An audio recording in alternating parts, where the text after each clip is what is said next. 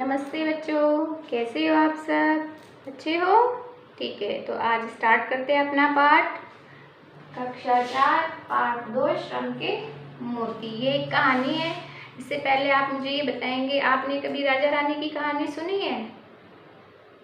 कौन कौन सी कहानियाँ सुनी है और सबसे अच्छी कहानी आपको कौन सी लगी, कौन सी पसंद आई?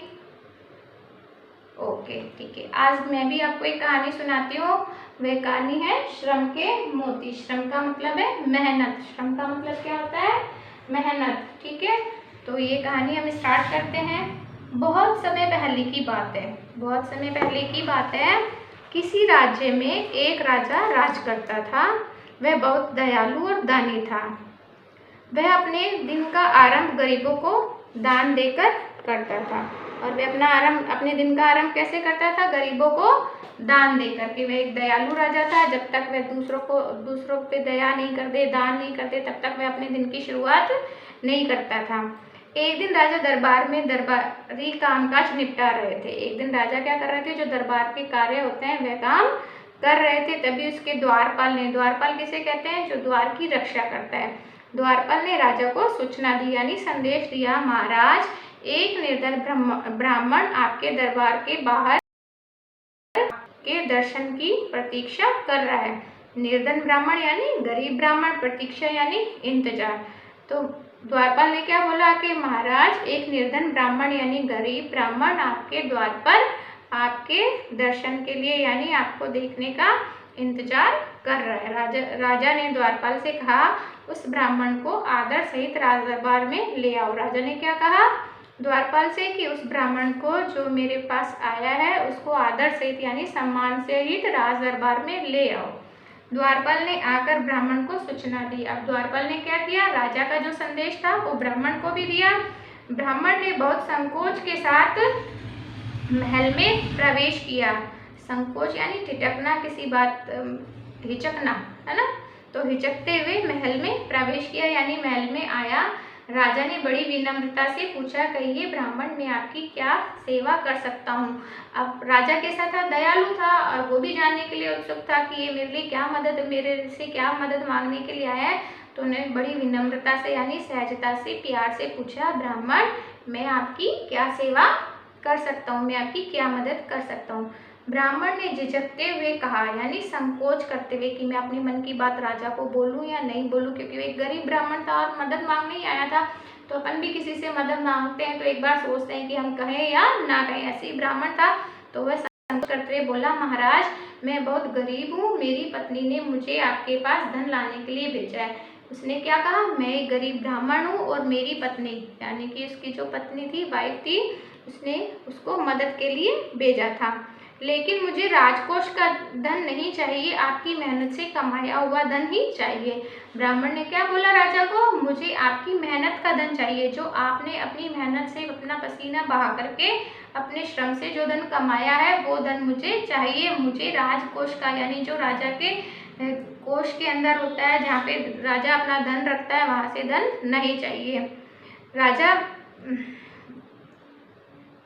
ब्राह्मण की बात सुनकर राजा ठिठक हुआ। अब राजा क्या था? राजा तो दानी था।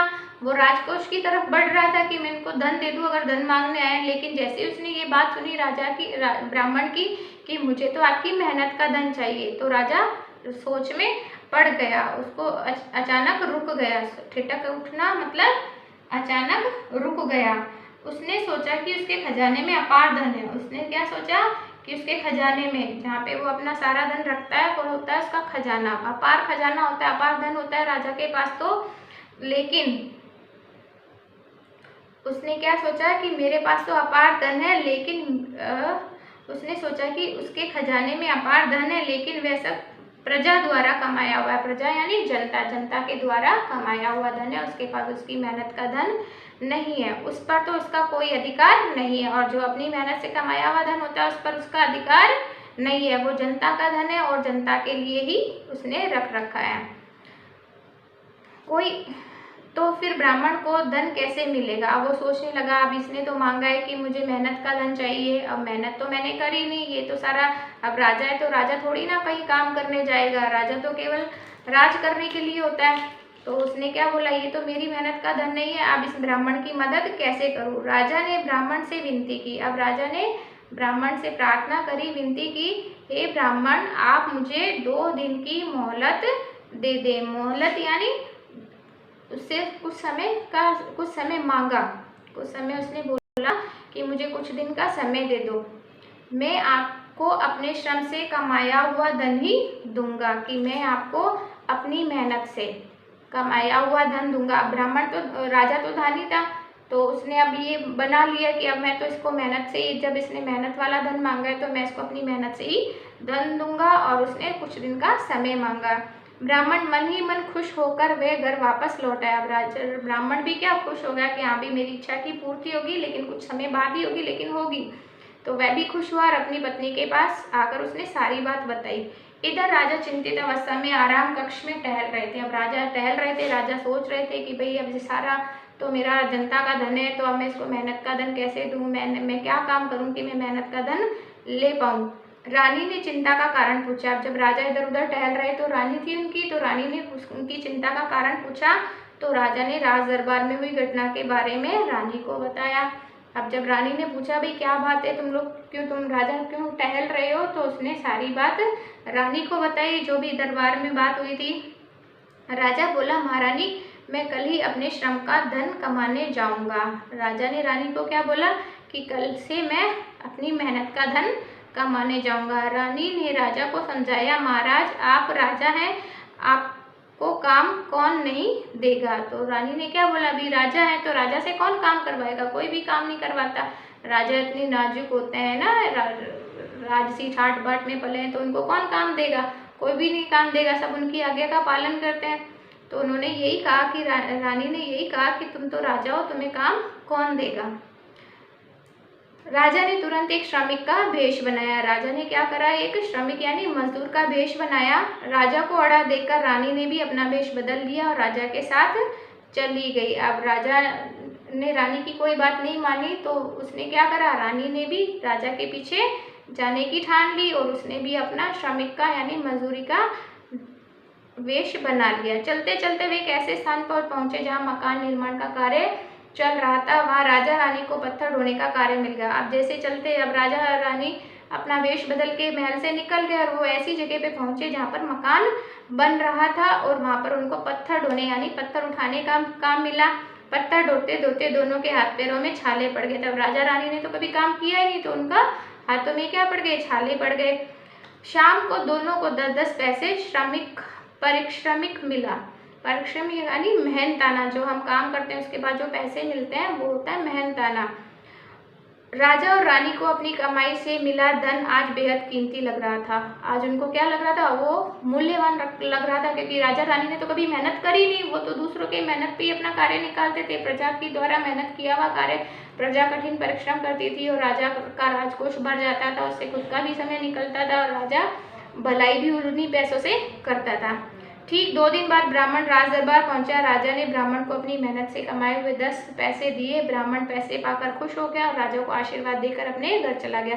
फिर राजा ने ब्राह्मण को बुलवाया, उसको अपनी मेहनत के पैसे दिए। जब ब्राह्मण को पैसे मिल गए तो वो बहुत खुश हुआ और अपने घर चला गया। घर पहुंचकर ब्राह्मण ने राजा के दिए पैसे अपनी पत्नी को दिए। जब पत्नी ने 10 पैसे देखे तो वह आग बबूला हो उठी और उन पैसों को आंगन में फेंक दिया। जब ब्राह्मण ने घर जाकर 10 पैसे दिए तो उसकी पत्नी क्या होगी, आग बबूला हो उठी। उसको बहुत कम पैसे, उन्होंने सोचा था, उसकी पत्नी ने सोचा कि राजा के महल में गए तो ढेर सारा धन लाएंगे, तो 10-10 पैसे लिए है, 10 पैसे से मेरा क्या गुजारा होगा। तो उसने क्या करा, आंगन में फेंक दिए। उस समय क्या होता था, आंगन कच्चे होते थे, है ना, तो उसने आंगन में फेंक दिए। कुछ दिन बाद उन पौधों पर फूल उगाए। इन फूलों से प्रतिदिन मोती झड़ते थे। ब्राह्मणी मोतियों को बीज समझकर आंगन के एक किनारे लगाती जाती थी। अब उसने आंगन में फेंक दिए तो आंगन कैसा था, कच्चा था। कुछ दिन बाद उसमें 10 पैसों से पौधे निकले, फूल निकले और बीज जो थे वो मोती के रूप में थे। अब ब्राह्मण क्या करती थी, उन बीजों को इकट्ठा करके साइड में ढेर बना देती थी। वे मन ही मन अपनी किस्मत को भी कोस रही थी। इस तरह कुछ ही दिनों में वहाँ मोतियों का ढेर लगा और मन ही मन ये सोचती रहती थी, मदद मांगने के लिए भेजा तो क्या 10 पैसे दिए, अब इन 10 पैसों से मेरा तो कोई गुजारा नहीं हुआ। अब ये बीज और होने लग गए, इनको और मैं सकेटती फिर तो वो अपने आप को कोस रही थी कि ये काम और मेरे लिए बढ़ गया कि मुझे इनको झाड़ करके एक साइड में करना पड़ता है। एक दिन एक सब्जी बेचने वाली ब्राह्मणी के घर आई। ब्राह्मणी ने सब्जी के बदले एकत्र किए हुए बीज उसे दे दिए। सब्जी वाली ने मोती देखे तो उसकी आंखें चमक उठी। वह समझ गई कि ये सच्चे मोती है। ब्राह्मणी इन्हें बीज समझ रही है और सब्जी वाली प्रतिदिन सब्जी देकर मोती ले जाती। अब क्या होता था, एक सब्जी वाली आती थी। अब ब्राह्मणी के पास पैसे तो होते नहीं थे, वो क्या करती थी, उन बीजों को दे देती थी, सब्जी ले लेती थी और सब्जी के बदले बीजों को दे देती थी। लेकिन वो जो सब्जी वाली थी उनको मोतियों की पहचान थी, है ना। वो रोज, अब उसको रोज मिल गया कि अपने पास तो मोती आ रहे हैं, ठीक है इसको सब्जी दे दो और मोती ले लो। और वो भी ये जानती थी कि ब्राह्मणी को इसकी पहचान नहीं है। इधर राजमहल में हंस को चुगने के लिए मोती नहीं बचे। राजा बिना हंसों को मोती चुगाए भोजन नहीं करता था। इस कारण मंत्री बेहद चिंतित थे। अब राजा के दरबार में क्या होते थे, हंस होते थे और हंस क्या चुगते हैं, मोती चुगते हैं। अब राजा क्या करता था कि जब तक हंसों को मोती नहीं चुगाता था खुद भी भोजन नहीं करता था। अब मोती खत्म हो गए, राजा भोजन नहीं कर रहा था। और जब राजा भोजन नहीं करता था, दरबार का कोई भी व्यक्ति भोजन नहीं करता था, तो सभी क्या थे, बहुत चिंतित थे। अब धीरे धीरे क्या हुआ, ये पूरी खबर पूरे गांव में फैल गई और ब्राह्मण तक भी पहुंची, ठीक है। अब ब्राह्मण ने क्या किया, उसने आंगन के कोने में एकत्र मोती इकट्ठे किए और राजा के हंसों के लिए राजमहल की ओर चल पड़ा। अब उसने क्या करा कि भाई राजा कष्ट में, उनके मोती, हंस जो है वो मोती नहीं चुग रहे हैं, राजा भी खाना नहीं खा रहा है, दरबारी नहीं खा रहे हैं, तो उनके कष्ट को दूर करने के लिए वो सारे बीजों को इकट्ठा करके पोटली में राजा के पास ले आया। राजमहल पहुंचकर ब्राह्मण ने बंधे हुए बीज राजा के सामने खोल दिए। इतने सारे मोतियों को देखकर पूरा राज दरबार दंग रह गया। अब इतने सारे मोती देखे ब्राह्मण के, जैसे ही ब्राह्मण अपनी पोटली लेकर के राजा के पास गया, उसने पोटली खोली तो सभी लोग तो जानते थे कि मोती क्या है, ब्राह्मण ही तो नहीं जानता था। तो उसने क्या करा, जैसे ही पोटली खोली तो सारे दंग रह गए कि ब्राह्मण के पास इतने मोती। मोतियों का नाम सुनकर स्वयं ब्राह्मण भी हैरान हो गया। सबके मुंह से जब मोती सुना तो वो भी हैरान हो गया कि ये तो बीज है, ये तो सब मोती मान रहे हैं इनको कि मेरे पास इतने सारे मोती थे। उसने सारी कहानी राजा को बता दी। राजा ने ब्राह्मण से पूछा, क्या हम उन पौधों को देख सकते हैं? ब्राह्मण ने कहा, जी महाराज। अब राजा ने पूछा कि भाई तुम्हारे पास इतने सारे मोती कहाँ से आ गए? तो उसने सारी कथा बता दी जो उसके साथ में बीती थी। फिर राजा ने कहा कि हम उन पौधों को देख सकते हैं। उन्होंने कहा ठीक है। अगली सुबह राजा और रानी ब्राह्मण के घर पहुंचे। उन्होंने देखा कि ब्राह्मण की बात सही थी, उनका पूरा आंगन मोतियों से भरा पड़ा था। अब अगली सुबह राजा रानी दोनों गए और सारे पौधे देखे तो सच में वहाँ पर मोती थे और वो हैरान भी हुए थे। अचानक राजा की दृष्टि पौधों की जड़ों में गई जिस पर 10 पैसे चिपके हुए थे। अचानक राजा की दृष्टि पौधे की जो नीचे जड़ होती है जिसमें वो जमीन से बंधा रहता है वहाँ गई, तो वहाँ पे क्या थे, 10 पैसे चिपके हुए थे। सच्चाई जानने के बाद राजा और रानी की आंखें झलक आई। अब राजा की आंख झलक आई मतलब उसकी आंखों में पानी आ गया कि ये मोती जो उगे हैं ये तो मेरे 10 पैसों के मोती हैं। ब्राह्मण से कहा, जिन्हें आप बीज समझ रहे हैं वह बीज नहीं, हमारे श्रम के सच्चे मोती है। ये सुनकर ब्राह्मण ब्राह्मणी भी खुशी का ठिकाना न रहा। किसी ने सच ही कहा है कि श्रम में ही सच्चे मोती छिपे रहते हैं। फिर राजा की बात सुनकर ब्राह्मण ब्राह्मणी भी खुश हुए। उन्होंने जब ये बताया कि ये तो मेरे श्रम से जो मैंने 10 पैसे कमाए थे उसके मोती हैं, यानी उसके श्रम से जो उसने मेहनत करके जो पैसा कमाया था उस मेहनत का फल उसको मिला है।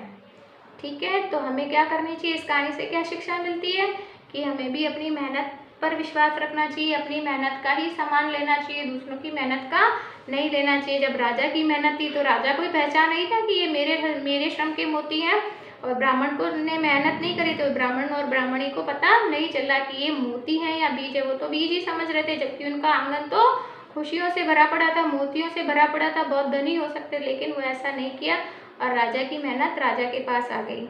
हमने ये सीखा, दूसरों के कमाए हुए धन पर कभी अपना अधिकार नहीं जताना चाहिए, अपने परिश्रम से कमाए हुए धन पर ही अपना अधिकार होना चाहिए। अपना कमाया हुआ धन बेहद कीमती होता है क्योंकि वह श्रम का सच्चा मोती होता है। तो आज से आप भी ठान लेंगे कि हमें श्रम करना है, मेहनत करनी है और मेहनत से पढ़ाई करनी है और वही ज्ञान हमारा काम आएगा। हम अगर दूसरों की कॉपियों में से नकल मार कर यदि हम लिखते हैं तो वो ज्ञान हमारा किसी काम का नहीं है, हमें उससे कोई प्रॉफिट नहीं होगा। तो आप भी क्या करेंगे, मेहनत करेंगे, मेहनत से अपने नंबर लाएंगे और पास होंगे। Okay, bye. मिलते हैं नेक्स्ट वीडियो में।